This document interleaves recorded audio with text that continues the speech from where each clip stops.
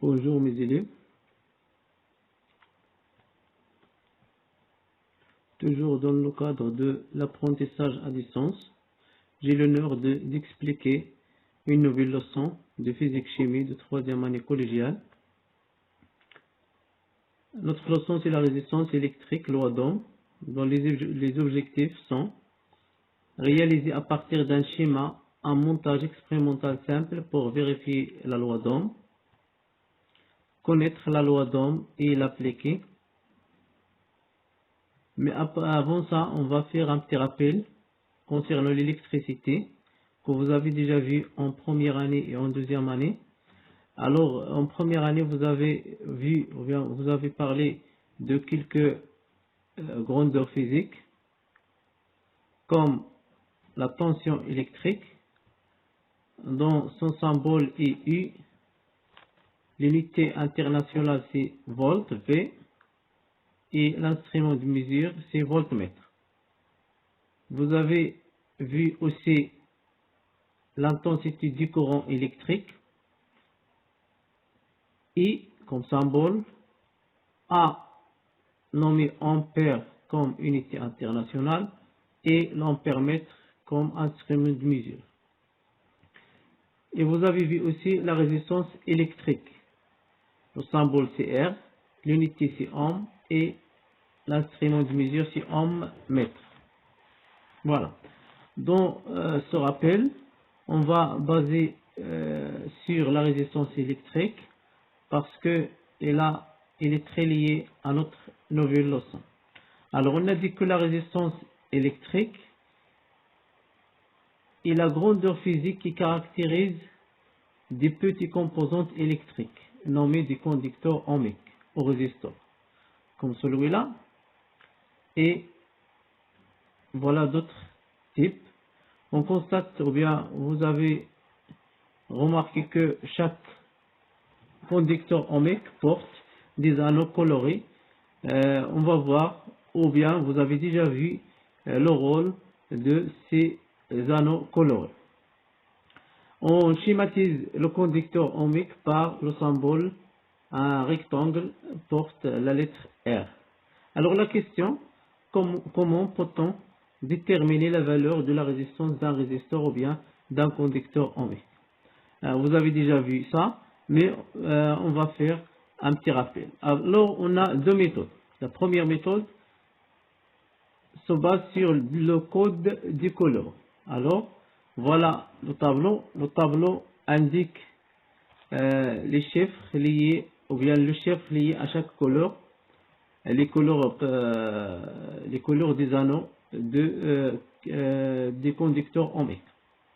Par exemple, le noir c'est 0, pour le noir c'est 0, pour le marron c'est 1, etc. Le rouge 2, etc. Alors, on va faire un petit exemple.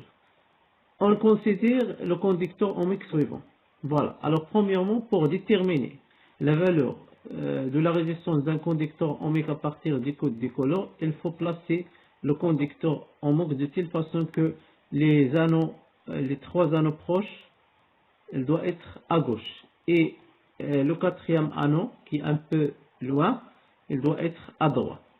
Après ça, on va écrire R égale, c'est-à-dire le symbole égal, on va écrire le premier chiffre qui correspond à la couleur du premier anneau, c'est-à-dire ici A. Après, on va écrire B, le deuxième chiffre. Et après, on va écrire C, mais on va écrire C comme nombre de zéros, comme ça. Par exemple, si C égale à 3, on va écrire 3 zéros. Si C égale à 4, on va écrire 4 zéros, etc. Si C égale à 0, on n'écrit rien. Alors, c'est le nombre des zéros qu'on va écrire. D, ils correspondent à la précision. Alors, dans notre exemple, on va écrire R égale. L'anneau, la couleur jaune correspondant à le chiffre 4, alors on va écrire 4.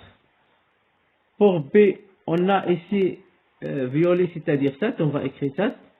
Et C, c'est le rouge correspondant au chiffre 2, c'est-à-dire on va écrire 2, 0, comme ça.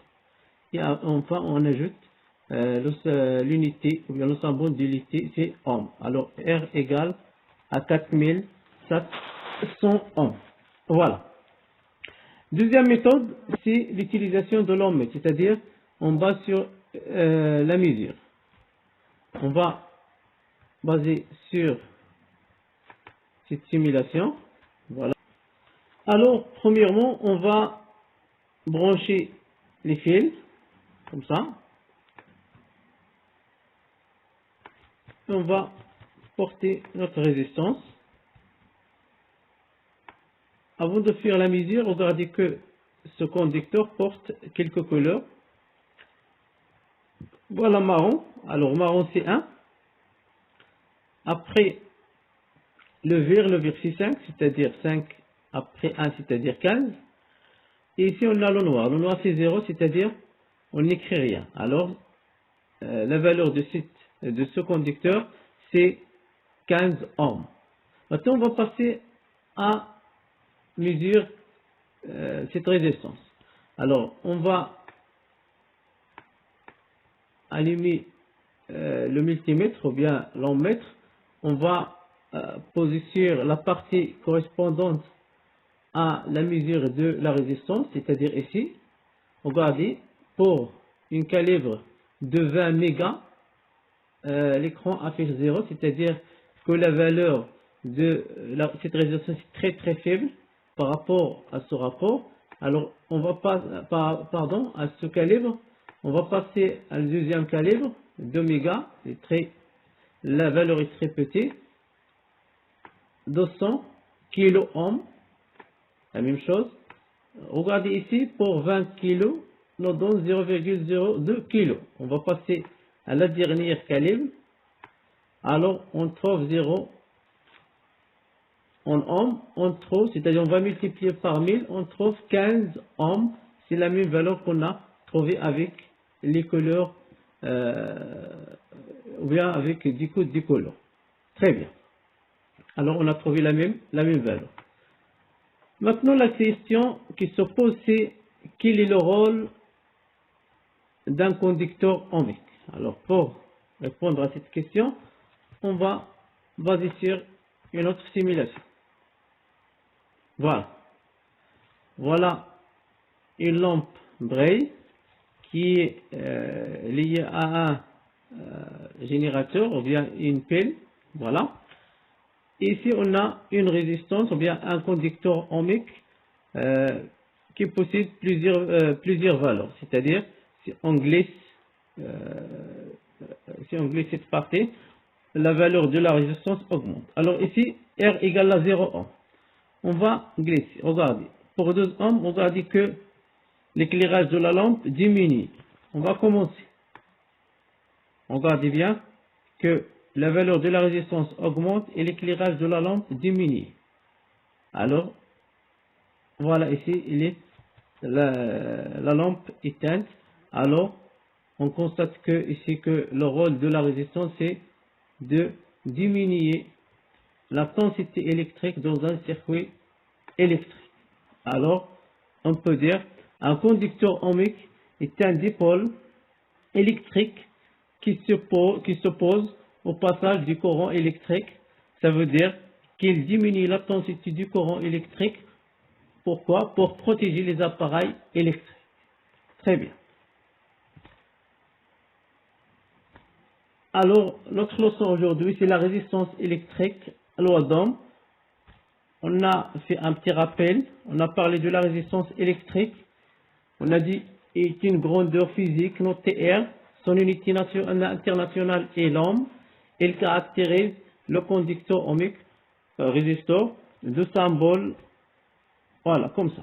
On a dit aussi que le conducteur ohmique consiste à diminuer, c'est-à-dire son rôle consiste à diminuer la densité du courant électrique dans un circuit électrique. Pour mesurer la résistance électrique, on parle de deux méthodes, soit à partir de l'ohmmètre ou bien le code des coulombs. Très bien. Alors, pour passer à autre chose, on va commencer par cette situation. Alors, la situation dit, Arij dispose d'un générateur de tension fixe, 12 volts, et d'une lampe qui porte des indications suivantes, 3 volts 0,2 ampères. C'est-à-dire, Alige a un générateur de tension fixe 12 volts. Il ne varie pas. Et une lampe qui fonctionne avec 3 volts. Alors, la première question. Peut-il, c'est-à-dire Alige, brancher la lampe directement avec le générateur? Forcément, non. Parce que il va griller, comme ça. Parce que la lampe fonctionne avec 3 volts, mais ici, pour le générateur, il donne 12 volts. Alige a besoin de quoi, à votre avis, pour allumer la lampe d'une façon normale? Oui, il a besoin d'un conducteur ohmique. Très bien.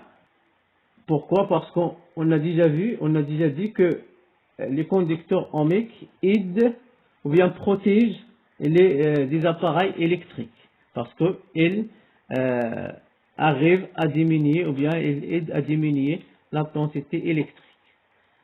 Alors, il a besoin d'un conducteur ohmique. Mais la question qui se pose, quelle est la valeur de cette résistance? Ou bien, quelle est la valeur de résistance qui convient pour que la lampe s'allume normale? Alors, pour répondre à cette question, on va faire cette expérience, ou bien quelques expériences. Voilà. Alors, regardez ici qu'on a un circuit électrique en série contient un ampèremètre, générateur, une lampe et l'interrupteur. Alors, l'ampèremètre indique 0,92. Maintenant, on va utiliser une résistance ou bien un conducteur ohmique. Regardez ici. La valeur, c'est 0,06. Il diminue. C'est parce qu'on a déjà dit que la résistance résiste le passage du courant. On va remplacer ce conducteur par un autre conducteur qui a une grande valeur.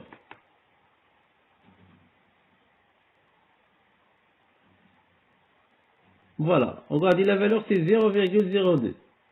C'est-à-dire, il diminue encore. Parce que la valeur de la résistance augmente. Alors, on constate ici quand la valeur de la résistance augmente, la densité électrique diminue. Voilà. Alors, comme remarque, on constate que lorsque R augmente, I diminue. Deuxième expérience. Voilà. Regardez ici, on a le voltmètre et on a l'ampèremètre. Le voltmètre ici indique 0,26 volts et l'ampèremètre 0,067 ampères. On va augmenter la tension. 0,29. 0,074, c'est-à-dire la densité augmente. On va continuer. Regardez. 0,33, c'est-à-dire la tension augmente. La densité aussi augmente, 0,085 plus 0,39 pour la tension. La densité aussi augmente jusqu'à 0,1. Voilà. Chaque fois la tension augmente, la densité aussi augmente. Alors on constate que quand la tension augmente, la densité augmente. Alors, la deuxième remarque, on constate que lorsque U augmente, c'est-à-dire la tension I augmente. Alors, à partir de les deux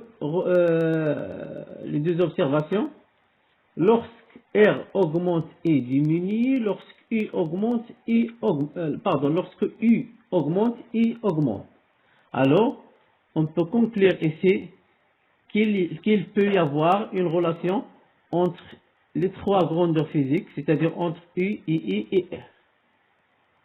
Alors, la question qui se pose, quelle est cette relation? Ou bien comment on peut arriver à déterminer la relation qu'il existe entre les trois grandeurs. Pour chercher cette relation, on a besoin des valeurs de U, c'est-à-dire de la tension, et de I, c'est-à-dire de la densité, et aussi de la résistance. Alors, pour avoir cette relation, on a besoin de faire une expérience. Une expérience qui peut donner les valeurs de tension et de la densité et aussi de la résistance. Alors, on a besoin de quoi? Ou bien, de quoi dans cette expérience? Oui. Pour obtenir des valeurs de la tension, on a besoin, très bien, d'un voltmètre. Pour obtenir les valeurs de la densité, on a besoin d'un ampèremètre. Et pour obtenir les valeurs de la résistance, on a besoin au début d'un d'un conducteur ohmique dont sa valeur de résistance connue. Alors, on va faire l'expérience suivante. On réalise le circuit électrique ci-dessous. Voilà. Regardez bien le circuit. Il contient un conducteur ohmique dont sa valeur de résistance est connue, 100 ohms. Un voltmètre pour mesurer la tension aux bornes du conducteur ohmique.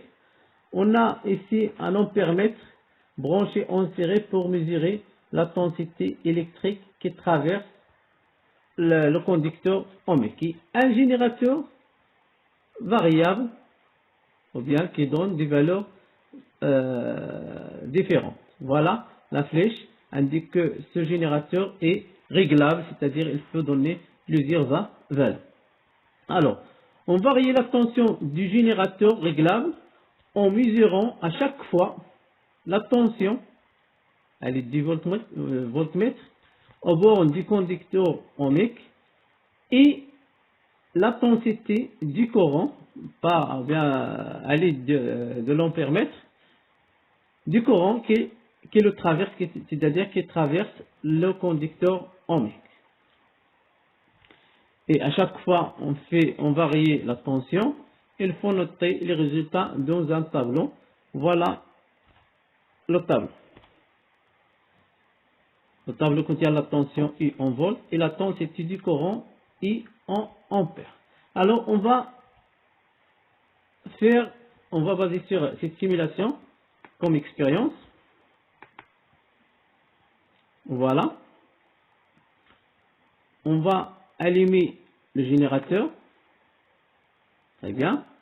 Alors, voilà ici, regardez bien la résistance, le conducteur utilisé. Voilà ici le marron, c'est-à-dire 1. Le noir, c'est-à-dire 0. Alors, 1, 0, c'est 10. Ici, le marron, c'est-à-dire 1. C'est-à-dire, on va écrire 1, 0.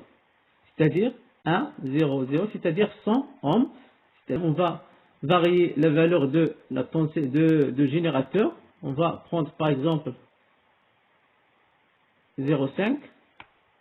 Alors, pour 0,5 volts, alors ici, il faut arrêter la vidéo et tracer le tableau et noter les valeurs. Alors, 0,5 volts, on a 5 quoi? Milliampères. Voilà, le calibre, c'est 200 milliampères, c'est-à-dire la valeur ici, c'est en milliampères. 5 milliampères, c'est-à-dire 0, on va diviser par 1000, c'est-à-dire 0,005 ampères. Très bien. Alors, pour 0,5 volts, on a 0,005 ampères. On va prendre une autre valeur. Alors, pour 1 volt, on a ici 10 milliampères, c'est-à-dire 0,01, c'est ça, ampères. On va passer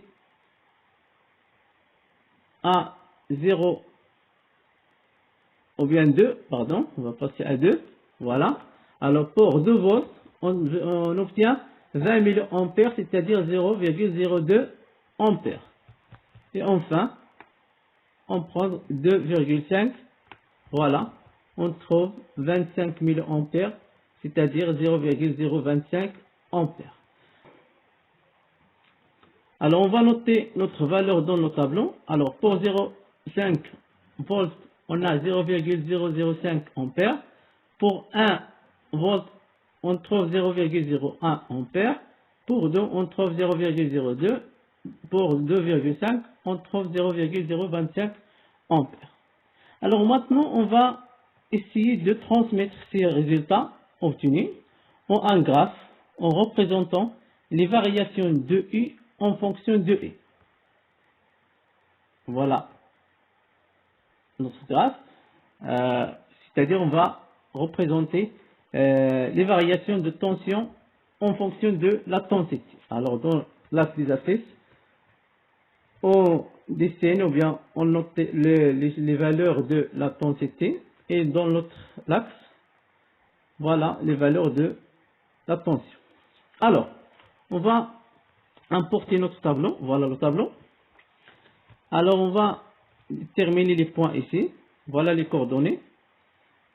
Dans l'axe des axes 0,005, dans l'autre axe 0,5. Alors, 0,005, on a ici 0,01, c'est-à-dire la moitié. Voilà 0,005.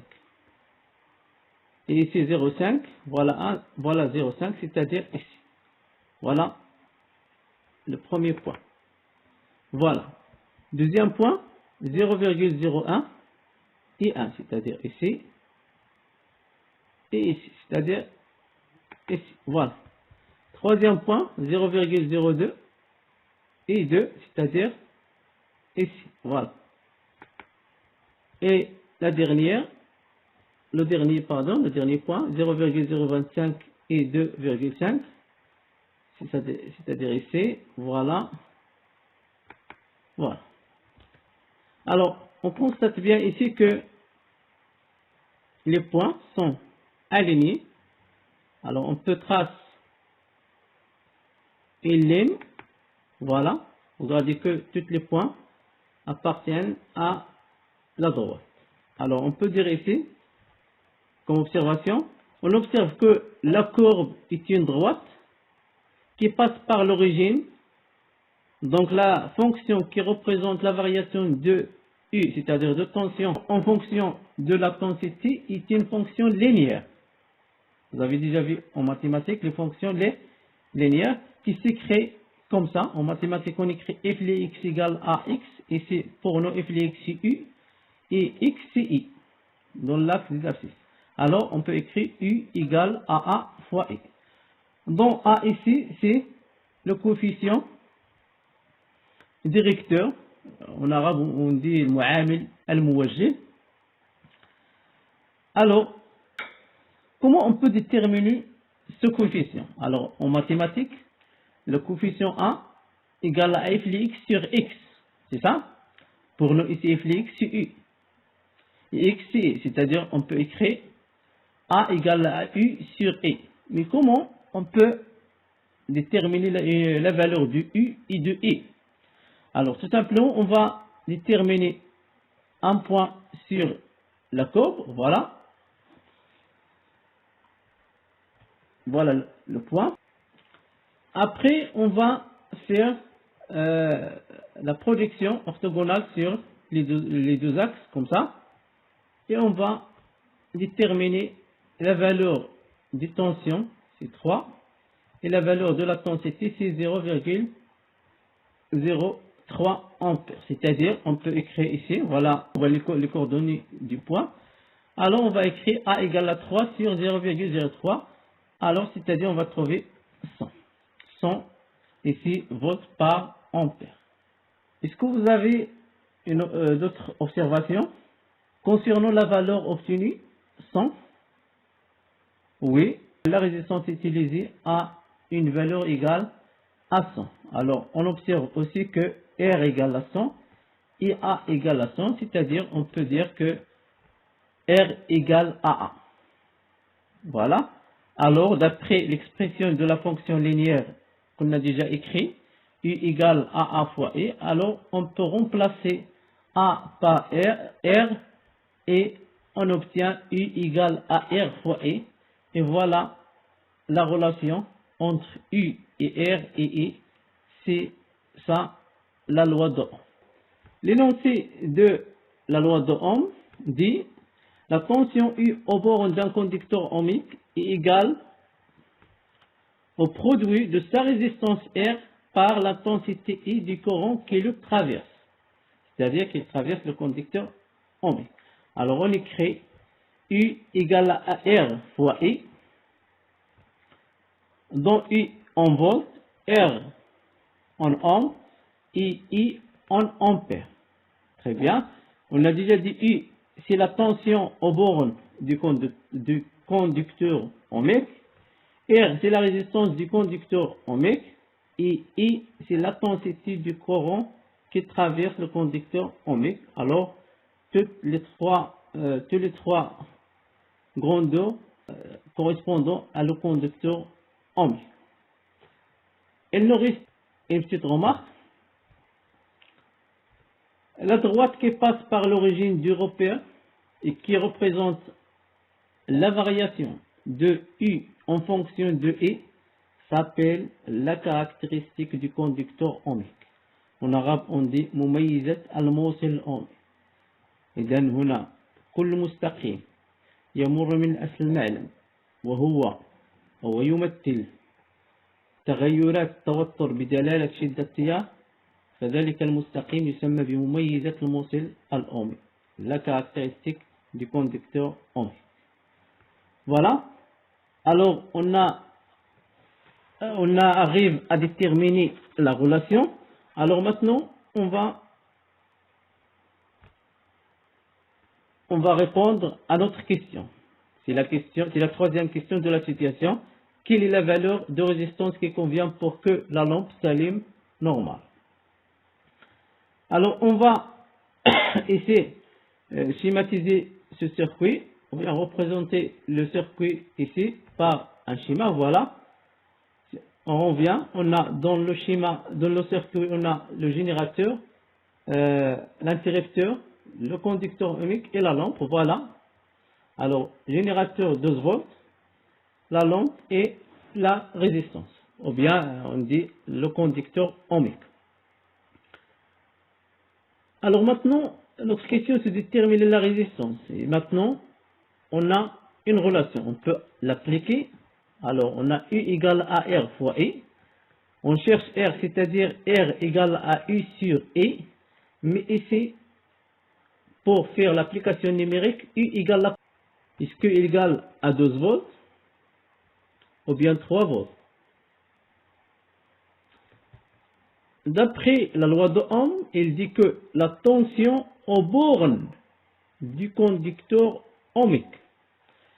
Mais ici, 12 volts, c'est la tension aux bornes du générateur. 3 volts, c'est la tension de la lampe quand elle fonctionne d'une façon normale. Alors, c'est-à-dire ici, on ne peut pas utiliser ni 12 volts ni 3 volts. Parce qu'il faut utiliser la tension aux bornes du conducteur ohmique. Voilà. Alors, on a ici le circuit I en série. Et d'après la loi d'additivité des tensions, on peut écrire UG, c'est-à-dire la tension aux bornes du générateur,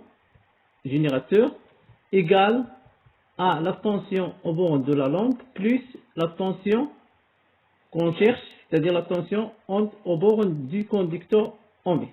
C'est-à-dire que U égale à UJ moins UE. UG, c'est 12 volts. UL, c'est 3 volts.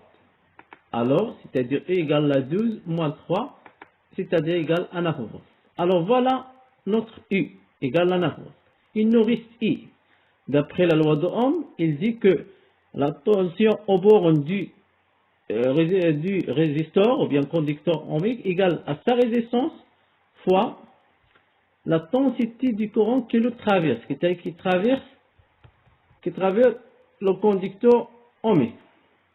Alors ici on a le circuit en série, c'est-à-dire la densité qui traverse la lampe, c'est la même qui va traverser le conducteur ohmique. Alors quand la lampe s'allume normale, on a la densité, c'est 0,2 ampères.